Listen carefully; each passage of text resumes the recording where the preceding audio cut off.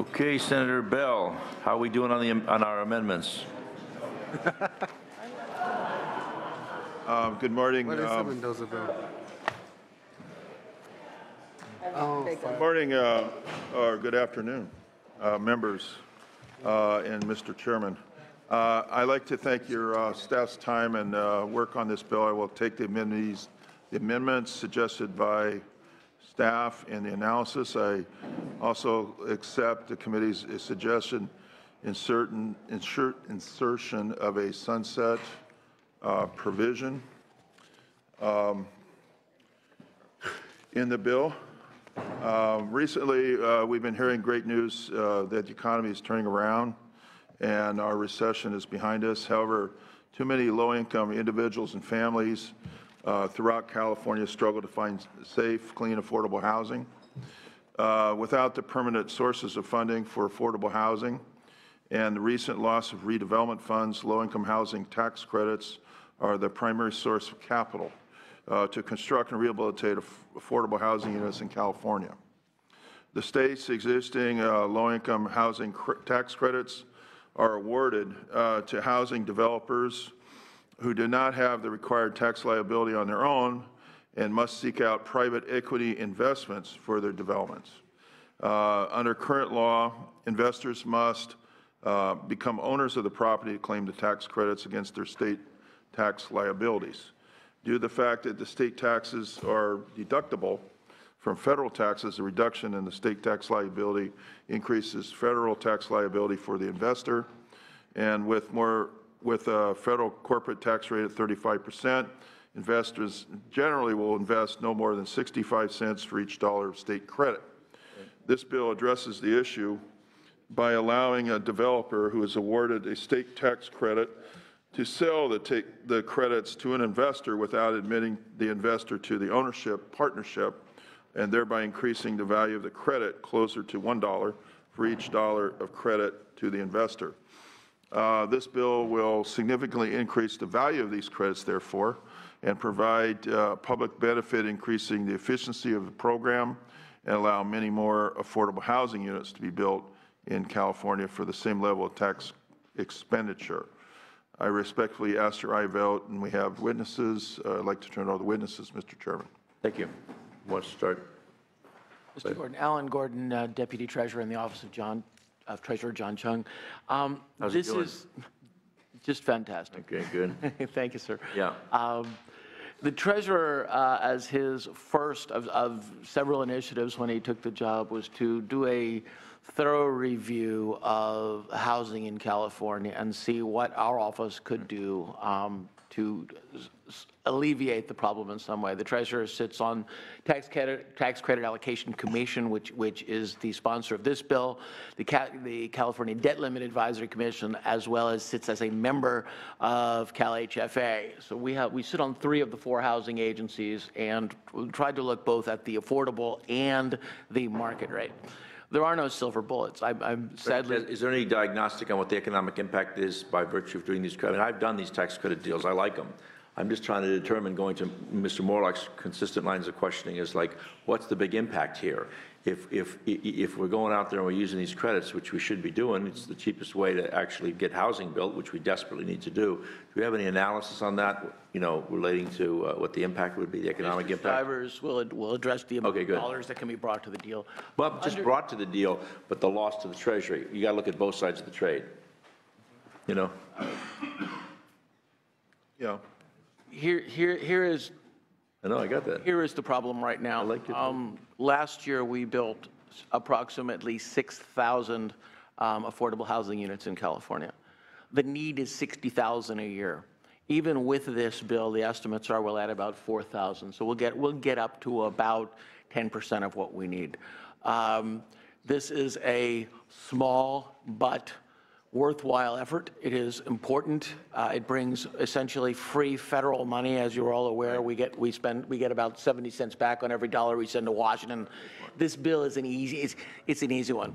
The problem is much bigger than this. We will be before you in the near future with some other ideas on how we might make a dent in that. There was just a report in The Economist magazine last month indicating that in all of our major urban areas of California, that the unaffordability of housing is decreasing job opportunities fivefold. That in San Francisco, Los Angeles, San Diego, Orange County, that if our housing were more affordable, we could add 5 times more jobs in those communities than we add now. As I said, there are no silver bullets. We will be before you with a series of solutions, and this is one of them. I'm going to turn this over to Mr. Stivers, who you know. Cost-benefit analysis, sir.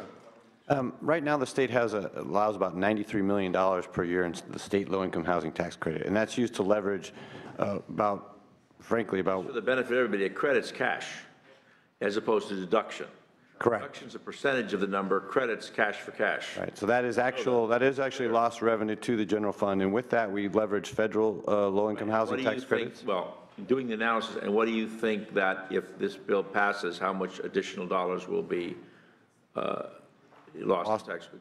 Zero. So the amount of tax credit is capped at the state level, and this bill has to do with the pricing, the benefit that we get for that fixed amount of state investment. So this bill doesn't change the amount of tax credits available to our program and to our developers in any way. That cap will still be $94 million next year, no matter what. But right now, the investors are paying 65 cents on the dollar for those credits because it impacts their federal income tax liability. And so the corporate tax rate being 35%, they pay us the difference, and we subsidize the federal government. Missouri and other states have figured out that there's a way to structure the credits differently that avoids those federal taxation impacts, and that's what this bill does. We're sort of adopting that Missouri model. We allow the developers to sell the credits to an investor rather than have the investor buy into the ownership partnership. And it's treated then differently under federal tax law, and it is not income tax. And so therefore, we get, for the same $94 million investment, we get about a... Support? Yeah. Great idea. Thank you. Anybody else in support? Yes. Yes, sir. I'll get, yeah. Matt Schwartz with the California Housing Partnership. We are actually created by this body 25 years ago to provide you with advice on affordable housing finance. And we work extensively with the tax credit program. We've helped nonprofit and local governments across the state leverage more than $5 billion using this program. Our role in this bill is technical advisor to the author, Senator Bell, and to the Treasurer's Office. We have convened tax attorneys who are experts in the Missouri credit and other state credits which have been certificated, and they have provided input into this current legislation. So we believe it to be a very sound approach, cutting-edge approach as well. It will increase the value of the state's existing investment by 40%. Wow. Simply by getting rid of an unfair federal tax. That's perfect. Excellent. Any others in support? Thank you, sir. Thank you, Ms. Schwartz. Hello, and thank you, committee. My name is Holly Wonder Stiles. I am with Mutual Housing California. We are a nonprofit housing developer striving to create affordable housing in this state, and we welcome any support, especially for this innovative new form or new way of bringing more money into our efforts. Thank you. Thank you so much. Marina Wyant with the California Housing Consortium in support. Thank you. Tyrone Buckley with Housing California, also in strong support, and thank the author for his leadership. Thank you. Any opposition? Appreciate it. Mr. Revelle, what do you got going on? We sat in the youth commission together with this guy in the 70s. And no opposition? Mr. Morlock, Senator Morlock has a question. If I get this right, it's you have to sell the credit at no less than 80 cents on the dollar? That is correct. And then it's still a 10-year implementation for the credit? The author has accepted a 10-year sunset as an amendment to the bill. So the state credits are Reluctantly. taken over a 4-year period. Is it a 4-year period? That's existing law, and that would remain the same. And for this bill would say that you know, what, 2016, for credits awarded through 2026, we can use this process, and for credits thereafter, we would go back to the normal process absent an extension by the legislature. For some reason, I had 10 years, so I was just trying to figure out the net present value, but you can, Federal credits are taken over a 10-year period. The state credits are taken over a 4-year period. okay, then I didn't see that. So then the state has to maintain a database because you can only sell it once, so we hang on to that. Is that something that Senator Hertzberg's legislation to maintain and oversee all these electronic databases, will that fall under that? 100%. I love it. Senator Lara moves the bill, right? Yes. Thank you, sir. I saw that. Anything further? Nothing? Anybody? Just one question. Go ahead. And again, I'm a CPA, but just a technical question. Why do we have a tax credit with nonprofits involved? How did that ever?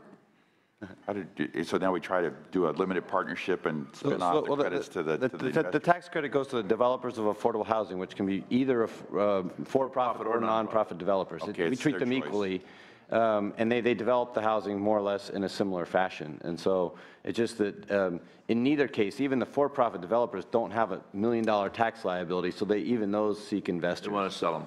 Yeah. Okay. Can I add one more comment, just with Mr. Morlock? You already won. One.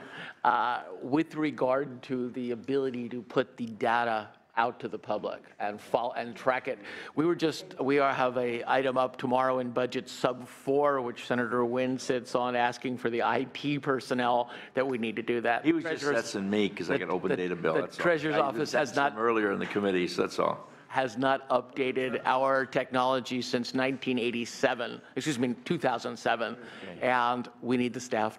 Perfect. Thank you. Secretary, call the roll. Hertzberg. Aye. Hertzberg, aye. Wynn. Wynn, aye. Bell. Bell, aye. Hernandez. Hernandez, aye. Laura. Laura, aye. Morlock. Morlock, aye. Havley. Havley, aye. 7-0. 7-0. Everybody's here? We got 7 members? Is that it? Is that out? Yeah. Do pass as amended. That measure's out. Let's go back through as we're waiting for Senator Mendoza to go back through the agenda. Let's start in the beginning. Let's start with the consent. This is file item number, or this is SB, what is it? The consent agenda. 422 and 540. 422 and 540 consent item do pass to consent to the floor. In the first one and in the second one do pass consent to appropriations. Secretary, call the roll. Wynn. Aye. Wynn, aye. Bell. Aye. Bell, aye. Laura. Aye. Laura, aye. Morlock. Morlock, aye. 7-0. 7-0, the consent items, consent agenda is passed. Let's go through the remainder. This is Senate Bill 114, due pass to appropriations, motion by Senator Bell. Senator Liu is the author. Secretary, call the roll. Wynn. Bell. Bell, aye. Hernandez. Aye. Hernandez, aye. Laura. Aye. Laura, aye. And we have 5-1. Is there somebody missing? We're just holding off. Yeah. Okay, measure passes. 5-1 is the vote. Okay, next. This is SB 433 by Senator Berryhill, due pass to appropriations. Motion by Senator Bell. Chair was an aye. Secretary, open the roll. Hernandez. Aye. Hernandez, aye. Laura. Aye. Laura, aye. Pavley. Okay. So you're off that. 6-0. Measure passes. Next, SB 477, Senator Leyva, due pass as amended to appropriations. Motion by Senator Wynn. Chair was an aye. Secretary, open the roll. Laura. Aye. Laura, aye. 7-0. 7-0. Measure passes. Next, SB 480, Senator Pan, due pass as amended to appropriations. We didn't get a motion. You didn't write a motion down on that one? I think it was the chair. It was the chair. Okay. Okay. This is a due pass motion by me, and this is due pass is amended. The current vote is 1-1. It's SB 480. I'm sorry, SB 480. Secretary, open the roll. Wynn. No. Wynn, no. Bell. Aye. Bell, aye. Hernandez. Aye. Hernandez, aye. Laura. Aye. Laura, aye. Pavley. Okay. Okay. 4-2. 4-2. Measure is out. Okay? Next, SB 533, Senator Pan. It's due pass as to appropriations. What? This is not, we need 5. You need 5? We need 5. You need 5. We need 5 5, votes. so it's 4-2. Yeah. So, and Fran was holding off, so measure does not, measures what stays with the committee, right? Yep. Okay. It fails. Does not pass, measure fails. No, we have a 7-member committee. What? It's, What? it's 4. It's a 4, it's a 7-member committee. I thought we had, it's 5. We have 7 members, it's 4 is a quorum. 4 is a quorum, 4 is the majority. Okay. Okay, it passes. That's right, it's out. Okay, I'm sorry, I apologize. SB 533, Senator Pan, due pass to appropriations, motion by Senator Pavley, chair was an aye. Secretary, please open the roll. Wynn? No. Wynn, no. Bell? Aye. Bell, aye. Hernandez? Aye. Hernandez, aye. Laura? Aye. Laura, aye. You have 6-1. 6-1, measure passes. Next is SB 591 by Senator Pan, due pass to health, motion by Senator Pavley, chair voted aye. Secretary, open the vote. Wynn? No. Oh, no, you crossed it. It was Senator, it was Hernandez. You crossed it. It was Senator Hernandez. We're going to make Hernandez motion guy. Okay. That's right. So we've got 5-2. 5-2, measure is out. Next, SB 661 by Senator Hill, due pass to appropriations. Man, you're going to have a lot of work. Motion by Senator Hernandez. Chair was an aye. Secretary, open the roll. Wynn? Aye. Wynn, aye. Laura? Aye. Laura, aye. 7-0. 7-0, measure is out. Next, SB 762, Senator Walk, due pass as amended to appropriations. Motion by Senator Hernandez. Chair was a yes. Secretary, open the roll. Wynn?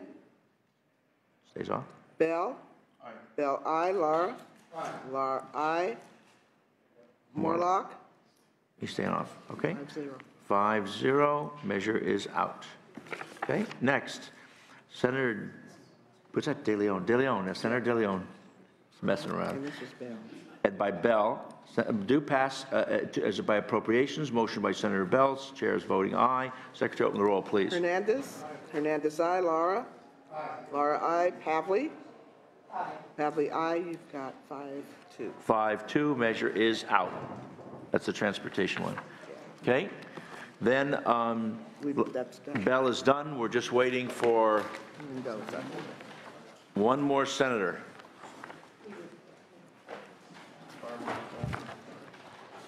We got, it's Senator Mendoza, SB 677. Huh?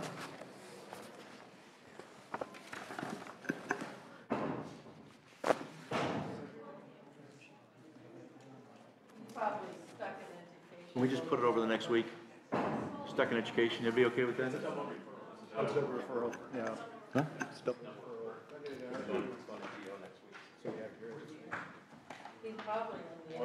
He's got like 20 people in opposition to some measure he's got over in, huh? Can you present it? Is it, Another member can present it, right? but can a member present it? Yeah, I believe the rules. Why don't you, let's see, is it, let me just take a look at it. This is file number 12. Yeah, why don't you present it? No. Huh? Senator Bell? Can Senator, do we have Senator Mendoza's staff here to give us the file? This is a fireworks sale, it's not a big deal. For Senator Bell? Unless you have another member. What about as a member? Why can't just Senator Bell, or Senator Laura can do it? Okay, now we know why. Prejudice the bill if it moves to appropriation. Okay. Members, this is SB 677, Senator Mendoza, presented by Senator Laura with my Youth Commission buddy. Thank you, Mr. Chair and members. First, I would like to thank you and your staff. Thank you. Let's see if we need to take amendments here. SB 677 will clarify the local permit fee revenues must only be used for the purpose allowed pursuant to the California Constitution. We plan to take these amendments in Government Organization Committee next week. That's what I wanted to get at, see if those amendments. SB 677 is a result of stakeholder input that has taken place over a period of 6 years. I expect further revisions and fine-tuning and hope that today we can move the bill forward with Senator Mendoza's commitment that he will continue to work with all of the stakeholders to achieve the best possible legislation. If not, Senate Appropriations will take care of that. SB 677 solves the illegal fireworks crisis in California by allowing local governments to recover the costs associated with the seizure and disposal of illegal fireworks. Fireworks are seized by many different agencies. Local, state, and public safety agencies such as the California Highway Patrol and the local police, local fire departments, and Office of the State Fire Marshal are all faced with the problems inherited to the seizure of illegal fireworks. Combined local and state jurisdiction estimate total seizures fireworks have reached as high as 700,000 pounds. Environmental regulations in California restrict the burning of seized fireworks in California, so fireworks are shipped out of state for burning at a cost of $10 per pound. Annually, this disposing of seized fireworks is a $7 million problem. In January 2015, the Office of the State Fire Marshal announced it would no longer pick up seized fireworks from local jurisdictions because they have run out of money and resources to tackle this issue. They are currently storing nearly 80,000 pounds of fireworks with no budget to dispose of them. In order to help pay for the problem of disposing the seized fireworks, SB 677 authorizes the Office of the State Fire Marshal or local authority to sell seized, safe, and sane federally approved fireworks to a licensed importer or exporter. To facilitate the sale and transfer of SB 767, SB 677 requires OSFM and DTSC train local fire and law enforcement personnel to recognize and handle seized fireworks, and requires that the DTSC develop and publish guidelines for fireworks classified as hazardous waste, hazardous materials, and commercially viable. Compounding the problem of seized fireworks in California, fireworks that are legal in states besides California enter into California ports from transshipments via trucks or trains. Some of these fireworks being transshipped via trucks do not make it out of California. SB 677 mitigates this problem by requiring the Office of the State Fire Marshal design a method to track the importation of dangerous fireworks into California ports in order to prevent the shipment of illegal fireworks to locations inside the state. SB 677 is a work in progress, and Senator Mendoza appreciates your willingness to allow him to continue to work on this bill as it moves through the process, and welcome any ideas or suggestions that we may have that would make SB 677 better. With me today to testify is Dennis Revel, representing the American Promotional Events Incorporated. Thank you. Good. Excellent job. Yep. Mr. Revelle. Good afternoon, Chair Hertzberg and members of the committee. Dennis Revelle appearing on behalf of our client, American Promotional Events, Inc., better known as TNT Fireworks. TNT Fireworks represents and is partnered with approximately 2,600 of the nonprofit organizations in California who rely on the sale of state-approved fireworks as their primary fundraiser. 95% of all fireworks seized by local jurisdictions in California are federally approved, but not California State Fire Marshal approved fireworks. In large part due to the lack of enforcement at the state level. In 2014, as Senator Mendoza's statement indicated, local jurisdictions experienced an exponential growth in the amount of seized illegal fireworks. In a normal year, the collective amount might be around 150,000 pounds. In 2014, it was reportedly in excess of 600 to 700,000 pounds. 500,000 pounds of that is reportedly still in storage in local jurisdictions. And despite the fact that everyone agrees enforcement, collection, and disposal of illegal fireworks is a general fund responsibility, SB 677 contemplates that California fireworks wholesalers, in large part at the suggestion of our client, underwrite the tracking of the containers that are coming into the ports, the 3 ports in California that are transshipped out by truck, because we have contended for quite some time that a number of those trucks are drop shipping in California and not making to their destination outside of California. in Senator Hernandez's district. The city of Monterey Park experienced this year, where they seized 25 tons of illegal fireworks stored in a warehouse that was indeed a drop shipment coming out of a California port. SB 677 represents a work in progress. We are working with all stakeholders, as we did throughout the Lowenthal Fireworks Working Group process, to arrive at solutions that we all can agree on. The reality is that the illegal fireworks disposal issue has reached critical mass, and we need to find a solution, and 677 represents a credible solution. Thank you. Good. Thank you, sir. You okay? Anybody else? I have no testimony. I'm here to. You're helping out. Okay, any further in support? Any opposition? You come up, sit up here, sir. Please. Good afternoon, Chairman Hertzberg, members of the committee. George Apple, representing California Fire Chiefs. We are opposed to the bill unless amended. As has been mentioned, we're inundated with illegal fireworks. We're all storing stuff for the state that the state can't afford to come get. So we're storing it essentially illegally. In this particular bill, it also authorizes the sale for the New Year's time period, which would create an additional time for us to collect illegal fireworks that we don't have room to store already. So we're willing to work with the proponent or the author of the bill to work on that, but right now we're opposed unless amended. Okay.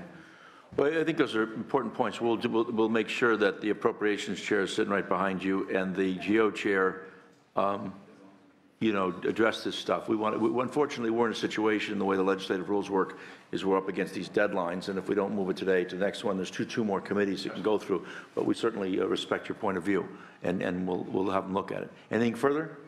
Thank you for that eloquent close. Do we have a motion? Moved by Senator Hernandez.